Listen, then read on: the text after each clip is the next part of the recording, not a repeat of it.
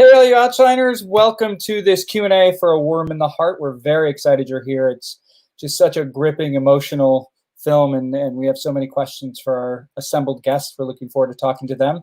But first, we need to thank our community partners. Our community partners are people who really believe in what we do. They support the festival as well as you, the members of the community. And with us today is the Miami-Dade Gay and Lesbian Chamber of Commerce and VPN, or YPN, excuse me. The Miami-Dade Gay and Lesbian Chamber of Commerce is the largest not-for-profit corporation in the country for gay and lesbian businesses. With membership comprised of close to 600 companies, businesses representing more than 1,200 members, the Chamber's mission is to promote a unified and thriving gay and gay-friendly business and professional community throughout Miami-Dade. Their goal is to promote networking within the existing gay and gay-friendly businesses and professional community, to promote business opportunities for Chamber members, to promote Miami as a year-round gay and gay-friendly tourist destination, to provide resources for their members, and to provide outreach for our community to other organizations. And we have a little bit of a promo for you to find out more of what the Miami Gay and Lesbian Chamber does. Welcome to the Miami-Dade Gay and Lesbian Chamber of Commerce. Named Chamber of the Year by the National Gay and Lesbian Chamber of Commerce. We're the second largest LGBT chamber of commerce in the nation, and the county's largest not-for-profit corporation for gay and lesbian businesses. We know the power of a niche market. Comprised of thousands of professionals from both the gay and gay-friendly business sectors, the Miami-Dade Gay and Lesbian Chamber of Commerce prides itself on being the bridge to the economic power of Miami's diverse tourist and local LGBT market. By carefully fostering collaboration and loyalty among our members. For 20 years now, our membership has grown to be as diverse as our beautiful city. Get seen and stay in touch with our member directory and resource guide, and make the most of our social media updates and membership engagement avenues.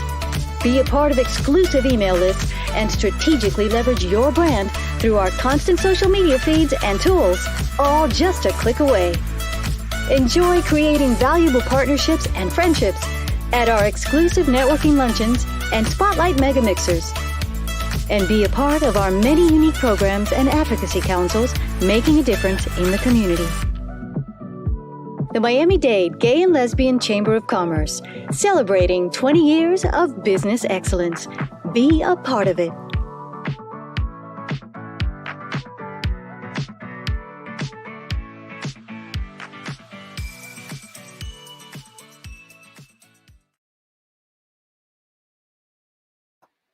All right, thank you again to the Miami-Dade Gay and Lesbian Chamber of Commerce. Again, not only for what they do and their support of the festival, which we really appreciate, but also to what they do for the community and make it the great place it is to live. Next, it's my pleasure to be able to introduce someone very fun and very energetic. And one of the things that I think people don't always realize is that besides the staff, we have a wonderful board who gives of their time and their energy and really support what we do and helps us at every turn. One of those people is Jen Chris, Vice Chair of the board. So thank you, Jen, for all you do, and thank you for helping me tonight. Hi, Joe. With that introduction, I thought it would be funny if I came on looking really boring. I'd be like, I don't think you can. It's not possible. It's really late, Joe. Really? By the way, why couldn't you get Steve and his team over at 11 o'clock at night to do their own promotion? Why did they send a video? Yeah, I don't know. But well, they're a great organization. And we're really happy to partner with them. And gosh, I love Steve Atkins and Scott Boehner, and they're amazing. So yes, there are a lot of people. And again, it's not only what these people do for us as a festival, but they really do give of their time and energy to the community in whole. And we can't thank them enough. But we're here to talk to the people from A Worm in the Heart. So it's my great pleasure to present some esteemed professionals. And I can say that because it's true. With us, we have director, executive producer Paul Rice and executive producer Liam Jackson Montgomery. Hey guys. Hi. Hello. We're so happy to have you. Look forward to asking you some questions and hearing some great answers.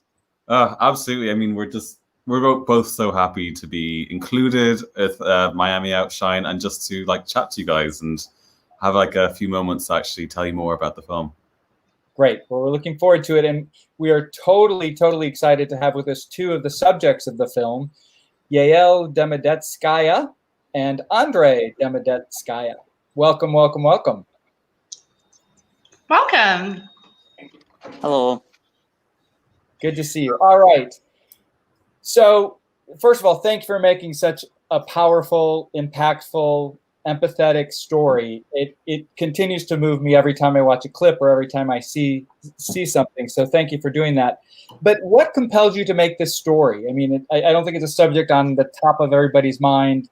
But so what was the impetus to sort of say, people need to learn about this? I think, one thing that I think is a bit painful, but it's true, is that the LGBT community has a really a horrible history of losing its heroes to assassinations, to violence, or to AIDS. And, we as a global LGBT community don't have many of our heroes that have fought for our rights, be it here in the States or in Europe.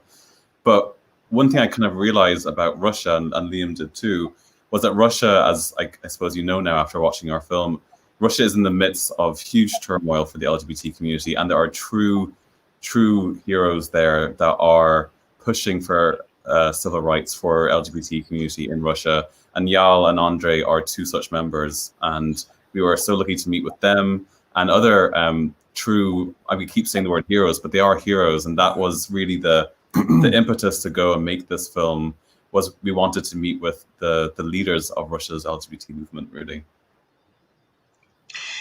I thought it was very interesting that you chose to start with your story before going into the stories of the Russian LGBT participants. Why did you make that choice? I think to allow the viewer to maybe come in and know who Liam and I were, and also to shine a spotlight on Ireland and Wales in the UK, that these countries are in Western Europe and they are certainly not perfect. The histories, the LGBT community, what we've gone through in our countries, it's very recent. We have, marriage equality, which is fantastic, but certainly by no means are our countries perfect. So by going to Russia to shine a spotlight on what's happening there, we didn't want to give off the illusion that we, as Westerners are coming in knowing everything.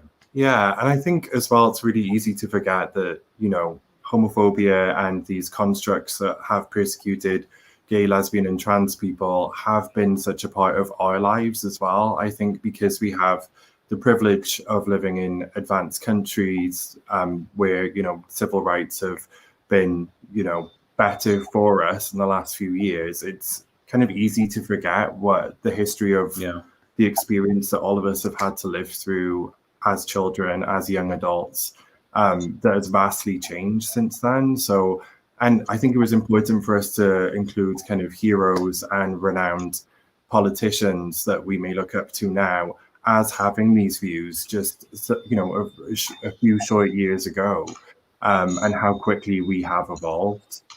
So I think it was really important to hold our countries accountable before going on to point a finger at somewhere like Russia, which, has the resilience and strength of anything that we've ever seen, probably firsthand, the people. That was a great start, and it was evident in the film as it moved forward. So I appreciate that. So here you are making a film about people who really are trying to make a change, and in doing so, putting their life in danger. Did you, as the directors, sort of ever feel that you yourself were in danger, and how did that sort of impact what you were doing on the screen? Unfortunately, I mean, yeah, absolutely. I think, we went to great lengths before we went to Russia to scrub our social media accounts from our phones, change our names on social media. We scrubbed our phones of photographs of Liam and I together. We, as you've seen the film, so you know this yourself. We pretended that I was married to Liam's sister, and if anyone would stop us, the backstory was, I was married to his sister. She was going to have a baby. Weird. Pretty weird. And yes, we did all that in preparation because we were that scared. But I think one thing that we really held on to and focused on was, yes, it's scary for us to go there and put ourselves in danger. Maybe we could get jailed. But we do also have the privilege to swoop in and swoop out, whereas the people that we are meeting with, they live there and them meeting with us, like that is a true, genuine risk. They were really risking their lives, their livelihoods, everything. Whereas maybe we could get jailed, but I'm sure, you know, Ireland or the UK or some country would bail us out and we would be able to leave. So we had that to focus on. Yeah, and there was also a few other things like I think maybe 2 months before we went, there was some kind of international camp for children, and these 2 Swedish teachers, I think, brought up the existence of gay and trans people, and they got detained and removed from the camp immediately, and were in a Russian prison for even bringing it up in front of children. And there were a few times where we were reaching out to people through our networks that ended up being kind of, what was it, like they wanted to meet up with us. Yes. So they could. Sorry, I'd let Liam go there for a minute. Yeah, no, Liam's absolutely right. And as you kind of saw in the film, the last city on our stop, Irkutsk, we had a whole roster of people that we were supposed to meet with, and they dropped out one by one. And so many people we met that we were planning to meet up with, be it in Moscow or Nizhny Novgorod, all these cities, a lot of people dropped out. So who you're seeing in this film, this is a very, very whittled down list, because closer to the date, people would just get a bit skittish or nervous, very understandably so. Yeah, but you made it work. That was the amazing part of no matter who you talked to, it added to the story and it was perfect. Oh, thank you. Yael and Andrey, why tell your story and take the enormous risk?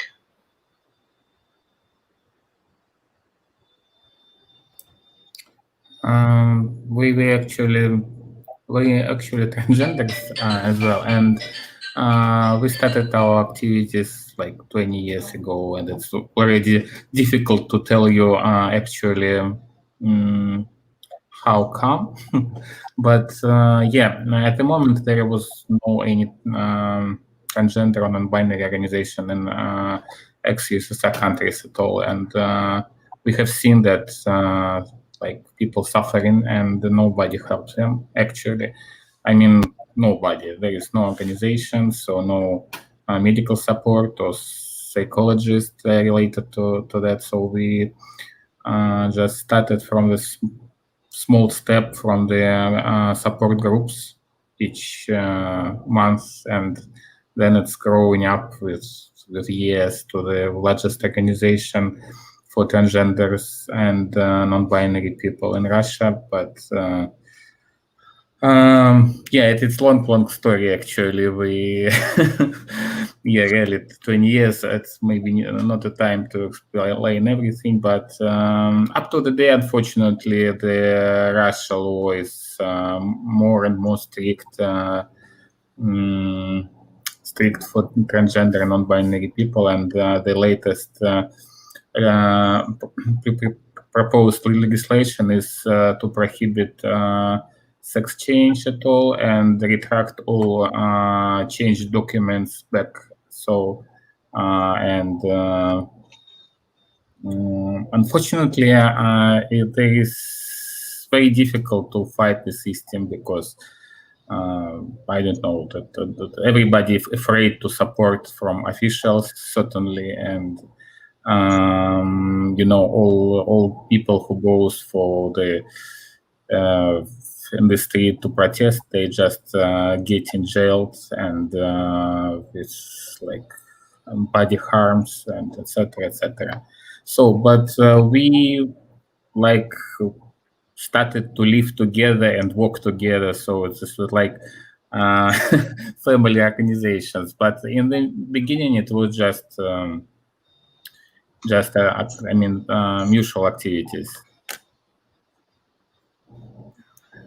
Andrey?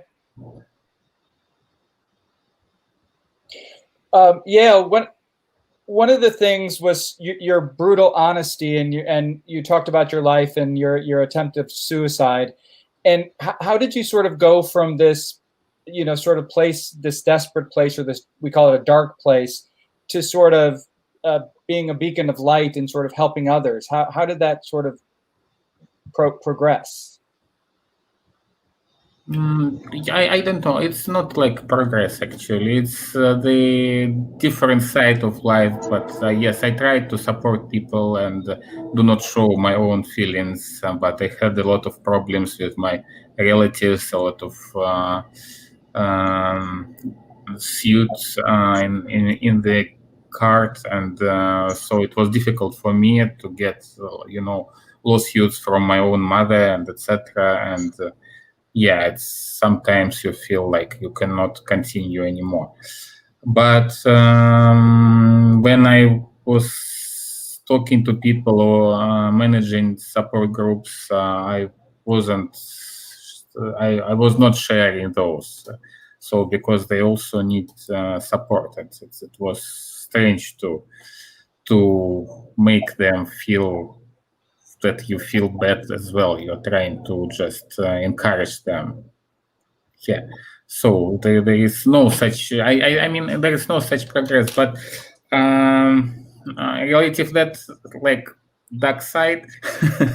Yeah, of course, my husband Andrey, he wasn't husband yet, but he supported me much. I mean, it's the more than ever in my life. But so I overcome that thanks to him.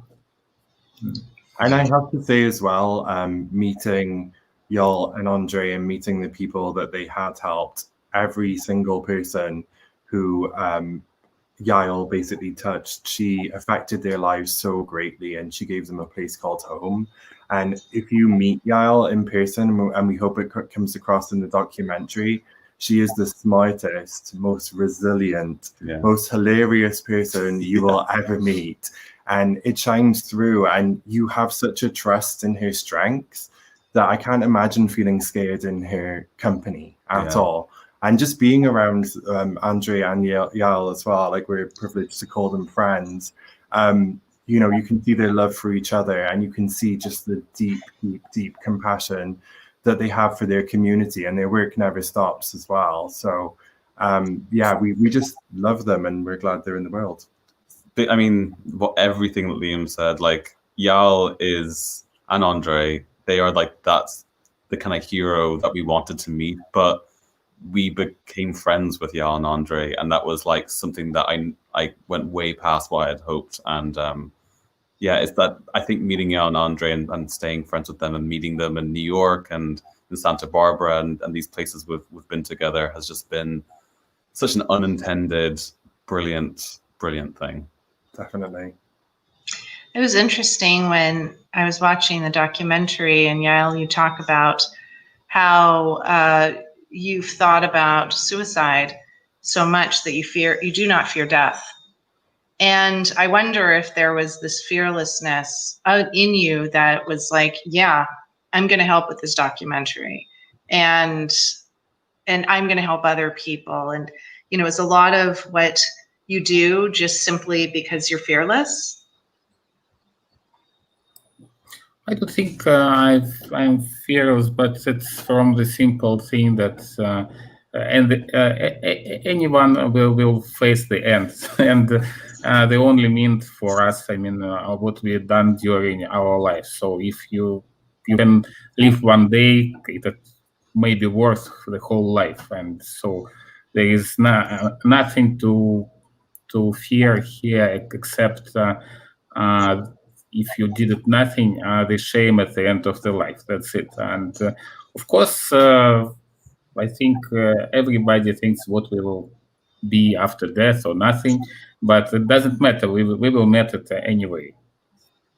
Anyway, I mean, one way or another. Yeah, and I think it's Paul Tatchell who refers to the heroes, and you really are, and you know, whether you sort of see yourself that way or not, you're presented that way, and the work that you do certainly is. So I thought that was a very fitting part of the film. I want to go back to Paul and Liam. Why did you feel the need? And I think I know the answer, but I want to hear it. Of why did you go beyond Moscow and St. Petersburg? You know, was it just you really wanted to go 5,000 kilometers to the far reaches, or No. what was sort of the reasoning? So I think and this was certainly my own knowledge as well, that people from the West, when they go to Russia, where do they go? They go to Moscow, they go to St. Petersburg, and that's kind of the end of the line. Moscow and St. Petersburg are massive metropolitan cities that are unbelievably well established and beautiful and grand. But I mean, much like Washington, D.C. is not the real essence of America, nor is Dublin the essence of Ireland.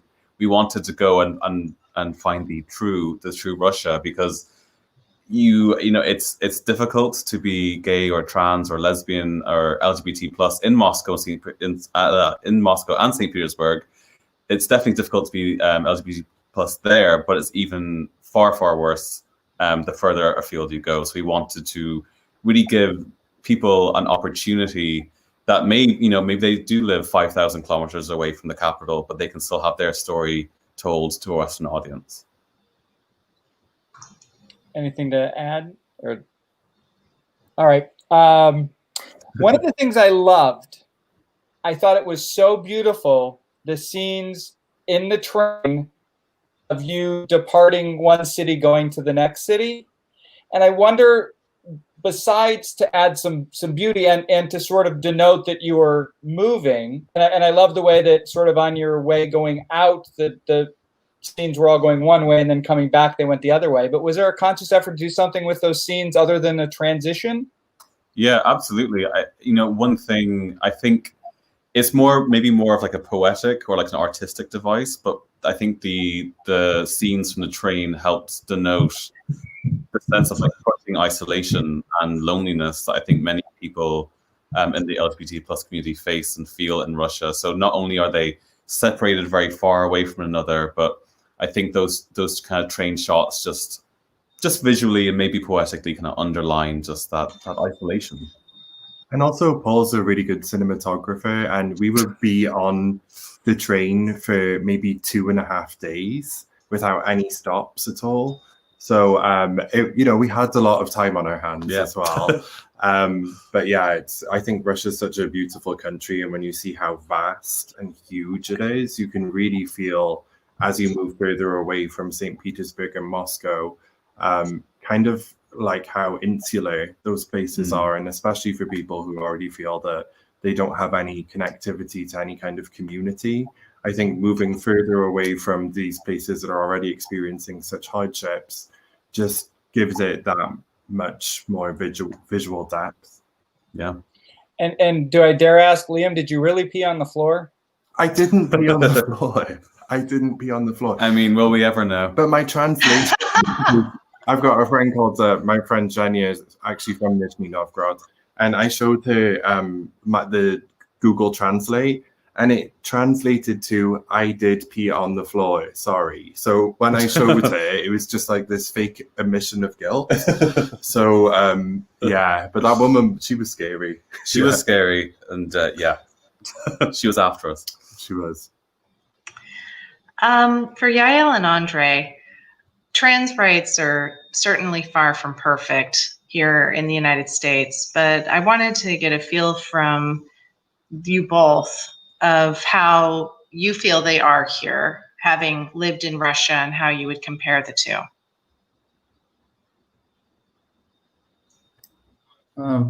Yeah, of course, it's difficult even to compare because it's completely different situation. Yeah, the LGBT rights, I mean, in everywhere can be improved, certainly. And there is maybe never perfection, can be reached, but it's very different in any, sphere. And like medical for a lot of transgenders, it's very important because there is, in a lot of regions, there is free insurance or low-cost insurance which covers transgenders operation and surgeries and health support. And the very important thing in ex-USSR countries, all of them, there is not such thing like those philanthropy or foundations, and so there is no funding except Western funding in those countries. So it's and those funding is so much less there.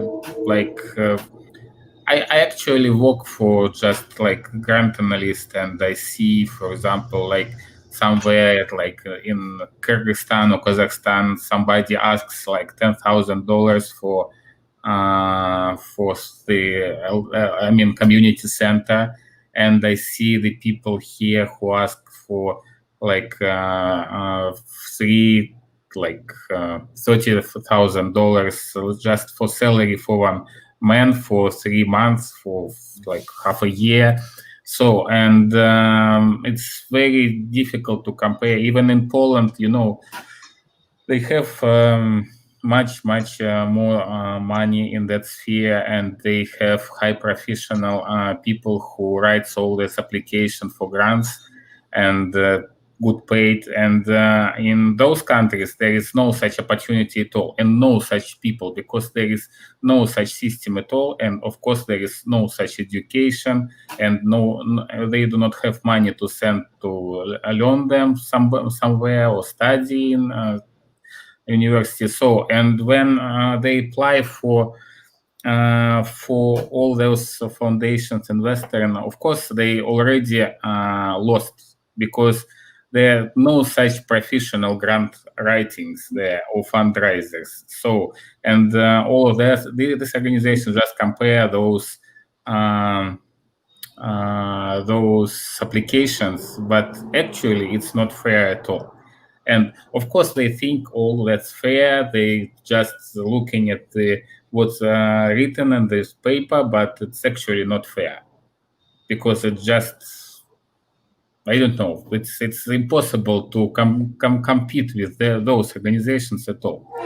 And all those things makes that actually there is only degrade of LGBT rights in those countries. They just getting worse and worse, and it's even in Eastern Europe, in European Union, they're getting worse. Like in Hungary, I'm not sure. I think they prohibited sex change at all this year. In Poland, they're going to make that the same. So Yeah. to me, it's quite painful to see, actually. And I actually don't know. Yeah, it's very. I feel appreciation to guys that they think that we are heroes, but I don't think so, actually. But I feel like shame that I left them, of course, we will continue to make some activities there. It's possible online, and we have activists who still working there, and some of them in those movies as well. But the major thing that what we can do there or here, but the difference is very huge, extremely huge, and it's really.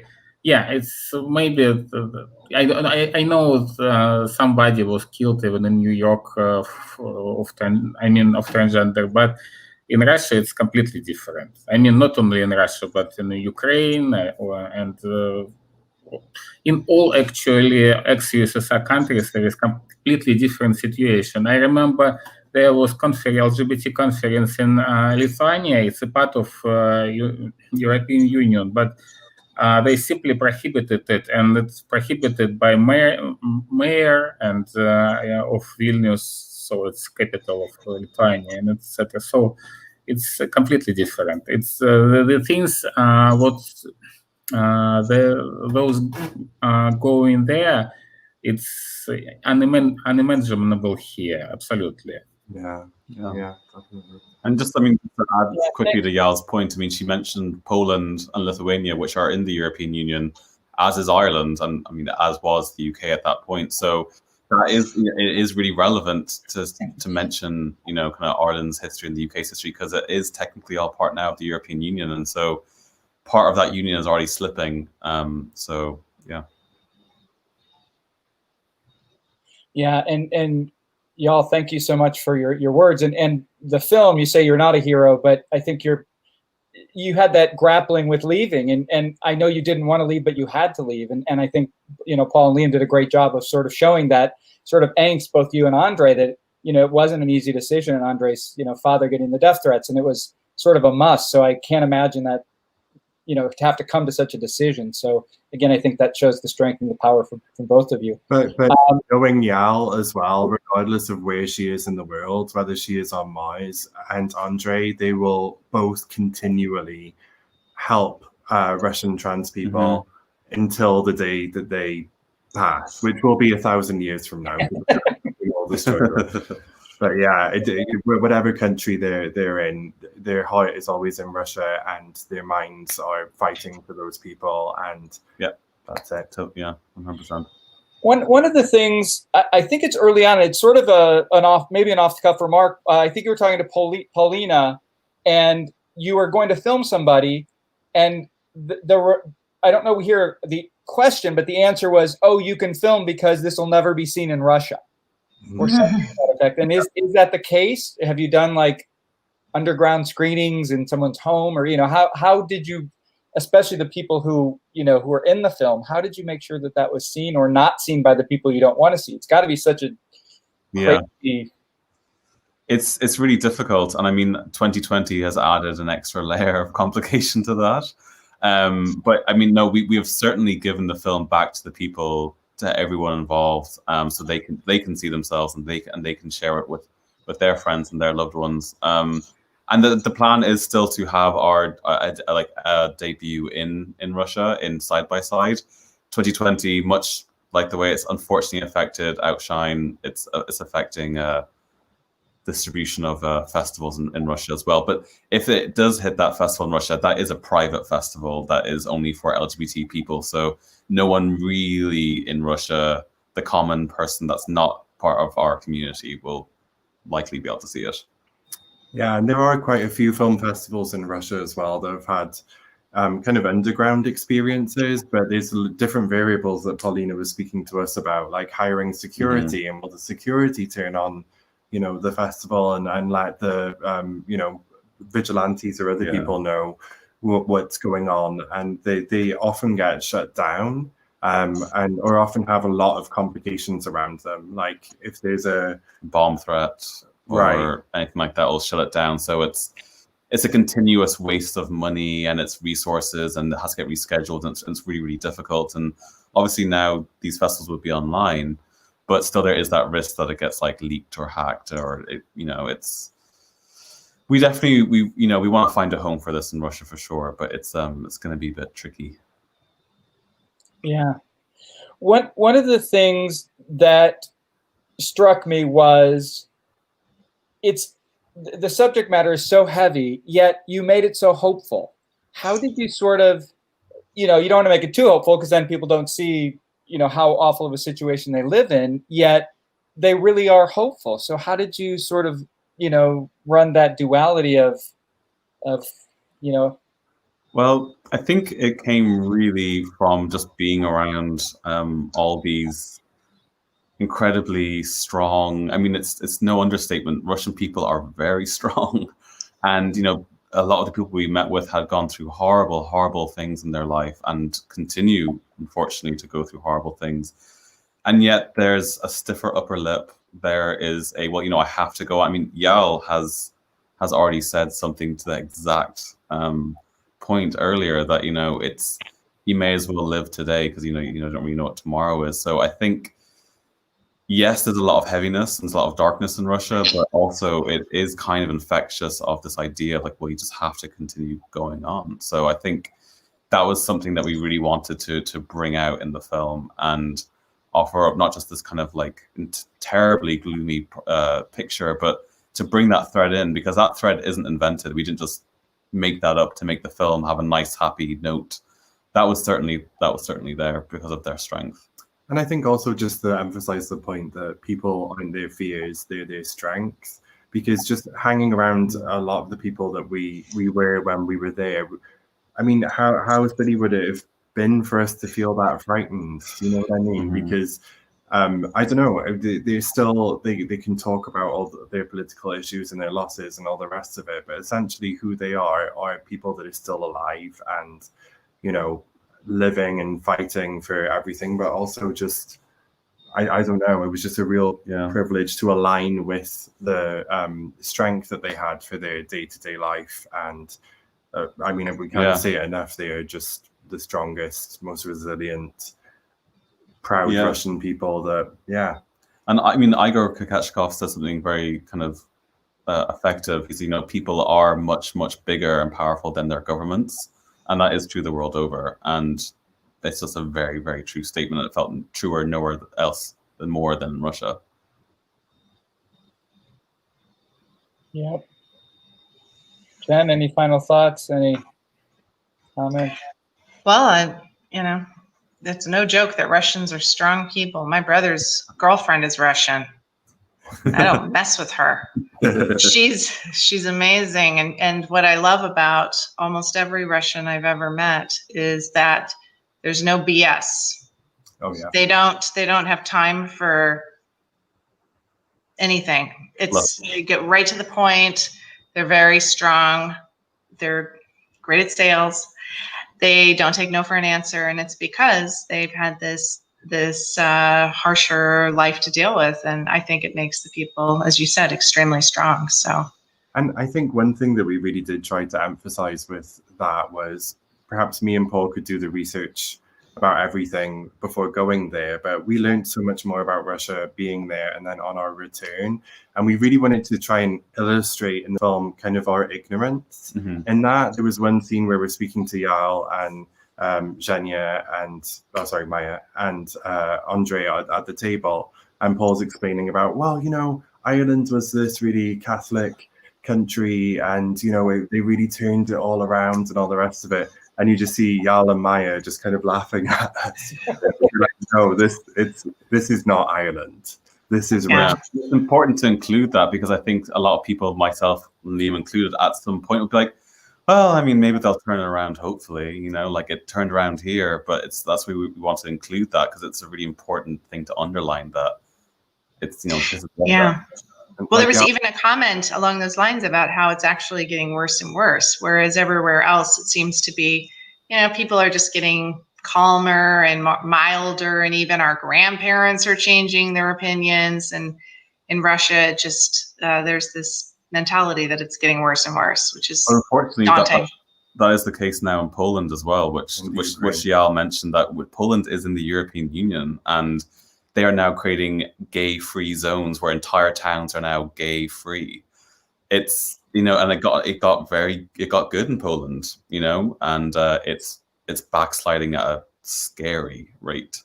So yeah. It is. No, it is, and you know, again, I every place is different, yet there's so many similarities as well. What are you working on now, Paul? We always say is like, now are you looking for a comedy to do, or like, you know, this is some heavy but yet important subject. So, you know, what are some things you're thinking, or what would you like to do? Well, I think, you know, there were some plans. Unfortunately, 2020 is having its way with us. So they're all kind of on hold. But I think, you know, I really would, and Liam included as well, or we're going to continue making documentary films. And I think anything and everything that we do, we want to have a human rights focus, but also have the heart and, you know, what love really is at the focus of it. Because I think ultimately, whenever you meet people and you talk about these human rights issues, ultimately what comes out of it in the end is just their love and their strength. And bit of a wishy-washy answer, but perfect. A perfect answer. And with that, we're out of time. But I wanted to thank Paul, Liam, Yael, Andrey. Thank you so much for not only being here, but to share the story, allowing us to screen it, and it's just a fantastic film that is available if you haven't. Some people will be watching this before they've seen the movie, so the movie is available again until Sunday. So make sure you take advantage of that. But thank you again for telling such a wonderful, well-crafted story.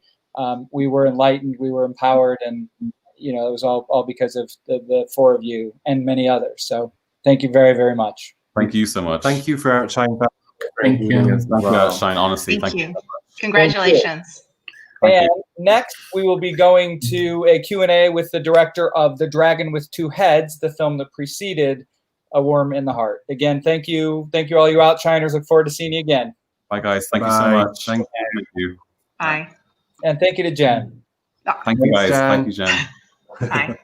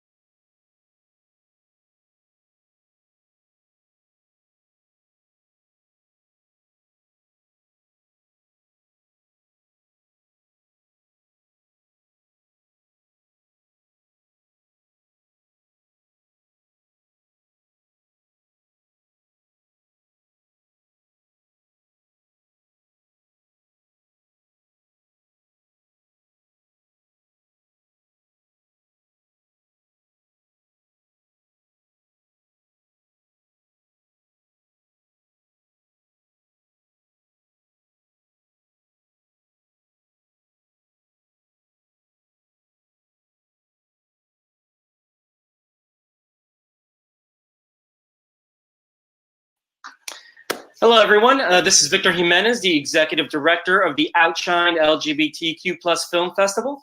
You already got the thank yous from everybody else because this is a recorded Q&A you're seeing during a live Q&A.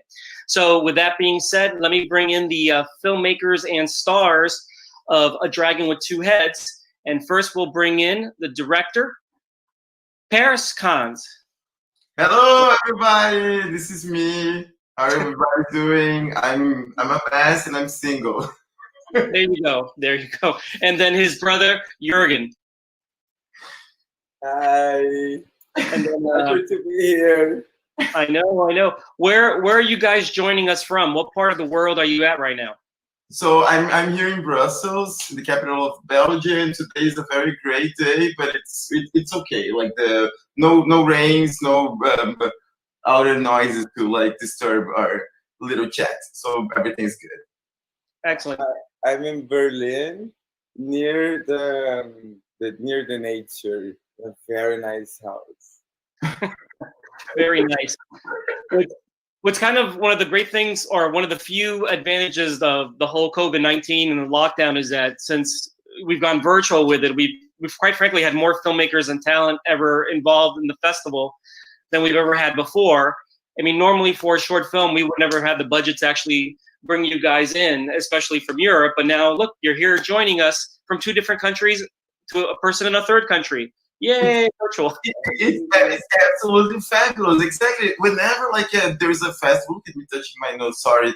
So we can like travel without traveling. It's absolutely amazing. And we can say hi to all these wonderful people watching our short movies. It's unbelievable. It's great.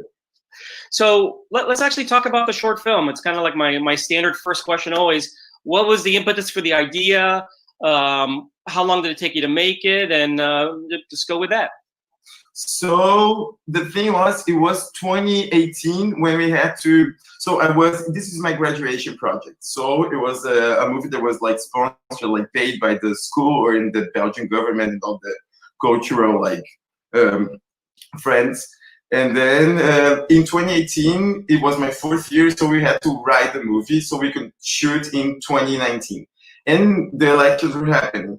And then I was always really interested in movies that mix documentary and fiction, because I'm obsessed with Abbas Kiarostami, the Iranian director, and he always like mesmerized me by the way he can really mix the two formats together, the documentary and the fiction.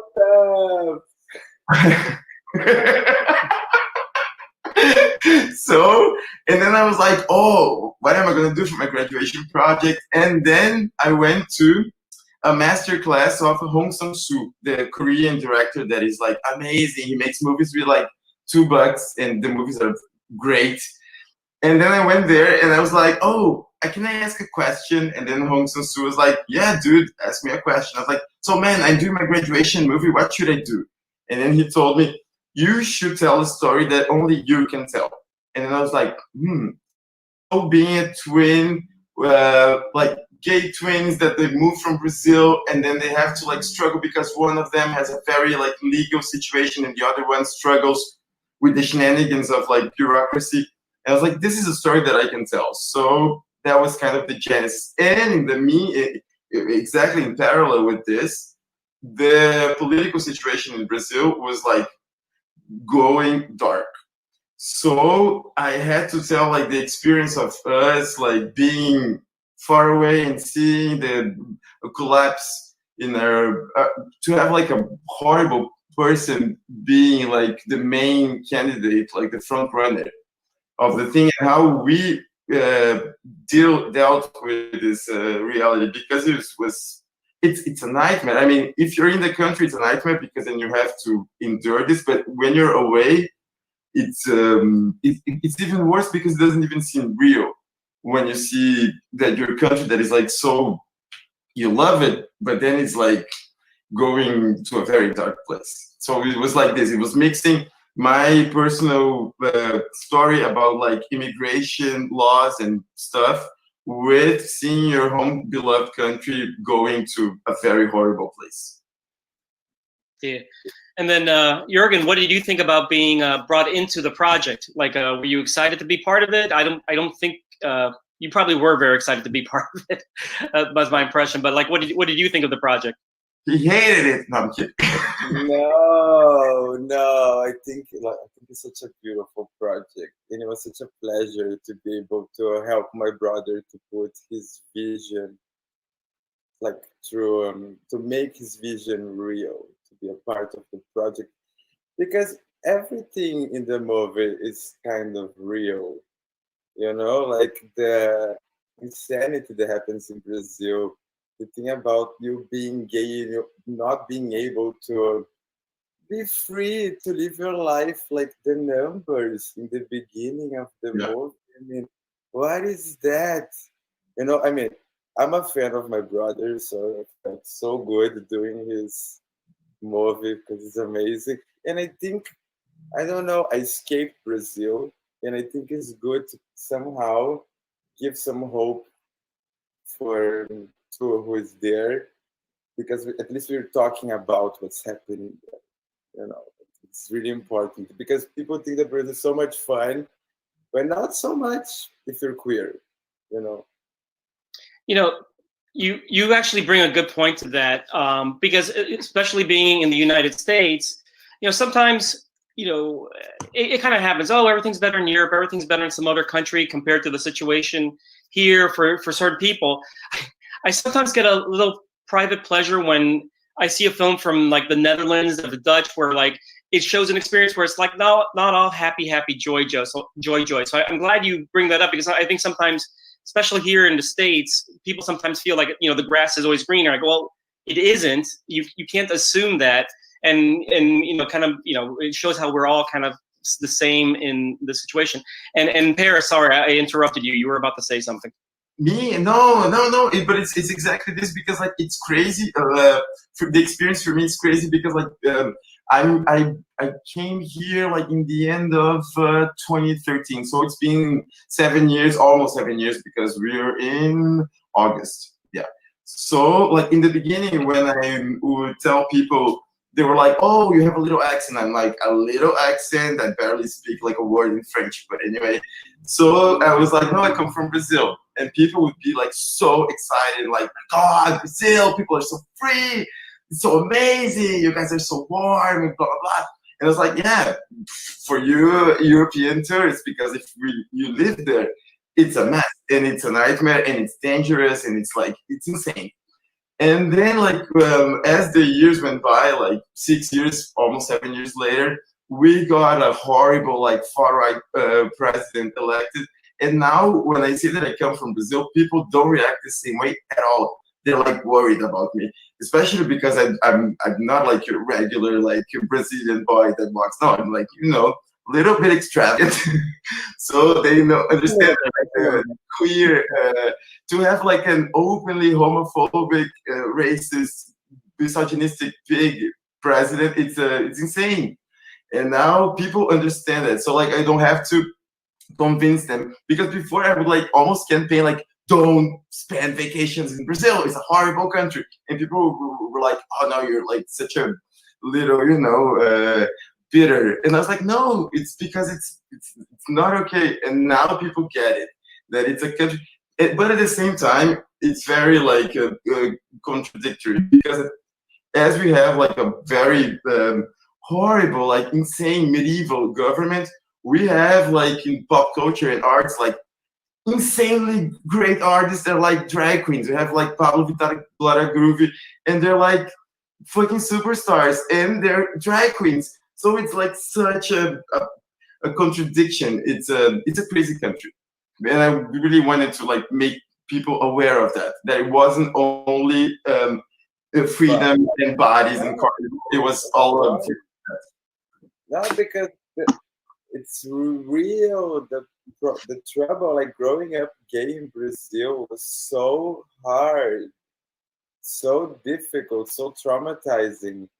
Like exactly survivors, you know how it is like, and that's the story that you have to tell so far. You know, I mean, at one point, in one point in Brazil, like it was really like I don't know, maybe 2 months before I left to come to Belgium to study, I was walking, holding hands with Jürgen, because we were like drinking champagne and going to the movies and living like our best lives. And then we were just walking on the streets, like, but we looked the same, so like we're obviously twins. But even if it wasn't the case, whatever, we were just walking on the street like 5 p.m. and a taxi driver stops the car and gets out with a gun and tells us, "What the hell are you doing?" And that's like something that happens like in Brazil. It's like, it's insane. It's insane. When you get to a place like in Brussels, they're like super chill with gay people. So I never went through any situation that was like this. But in Brazil, like you can just walk with your fucking brother, even though we're obviously gay. I mean, a taxi driver thinks he can stop and get out of his car with a gun and say, "Stop doing this," like what, holding the hand of my brother. I mean, it's insane. It was not even a gay thing, but it was. Anyway, it's crazy. It's just crazy. I think you kind of show that craziness. Like in the beginning, you kind of like framed your short with like the scenes in the empty pool. You got the beginning when you're going all over the place and you're saying the 447 names, and then all the names appear. And then you explain what happened with them, and the names kind of disappear. That's powerful. And then also at the end of the film, you just have the bottom of the pool just filled with all the empty clothes. I think you did a good way. Well, what you're basically describing, showing it visually in an entertaining way for our audience. Yeah. How crazy was it to actually shoot there at the empty pool? Like, I mean, I'm sure it was all over the place. That was so much fun. That was really great. That was really, like, this is magical. First of all, yeah, the pool was really like madness, because it's like this. The pool was like closed for 13 years to the public, so nobody could enter the pool. But I was super lucky, because the dude that was like a student doing the producer role in my movie comes from like a super wealthy family in Belgium, so a lot of connections. So he knew the people who were kind of like in charge of the pool. So we managed to get the pool after 13 years being closed. So like amazing, great. And then like to make the shots in the pool, it was insane, because it was like basically me on top of the pool telling a bunch of friends, and Jürgen included, friend, like organizing, because we didn't want to make like I don't know, like random. We wanted to make like the outfits, the ensembles that like actually looked like people existing, that you could see like the pants and the top, like the bottom of the top, and imagine like a friend of yours that could be killed by violence. So it wasn't like just putting clothes, it was like choosing the clothes and matching the clothes with the color of the fucking swimming pool, and then putting them in positions that give us like a sense of notion. And yeah, and for the thing of no, but the picking the outfits was so good because I think a day or 2 days before shooting that specific scene, we went like, we need to honor all of these beautiful queer people that are gone, but we need to give them somehow like amazing like outfits, like, you know, like they're here, we love them, so we picked them so carefully. We didn't slept, we just like were like assembling the people with the clothes and then putting that. But when it was staged in the swimming pool, the whole crew, it was so powerful. It was. They're all silent, like, oh my god. Like, that was really cool because like all my teachers, like they all hated me like throughout the whole entire university. And then like they had to visit like our shooting because they're supervising the thing and everything. And then when they would when each one of them, when they got there and they saw like the swimming pool filled with clothes that looked like people, everybody was like, so they all kind of like finally understood what I was doing in the thing. That was really good because, you know, we have to handle like so many like but then they saw the result and they were like, okay, now I get it. Now I see it almost. Like it was almost like a pile of bodies, but like in a very, I don't know, poetic way. Yeah. And then, no, thank you for the answer. The other question I had, and it was just like, I love technically the end when you're, you know, the great caper scene of like getting the ID card. So you guys are, you know, you got the split screen going on, you got one walking in and then the other coming off. Like, tell me how you basically created, and me, the audience, also, like how you created that scene and how was it as fun to make as it was to watch? It was so much fun. So it began with because I really wanted to have the Sorcerer's Apprentice in the movie, and I really wanted to have a whole sequence where we were existing at the same time but doing different things. So, but we did so many trials with different cameras. How did you come up with this scene? I don't remember, because I remember you telling me like, oh, if the split was screen. But how did you come up with this shit?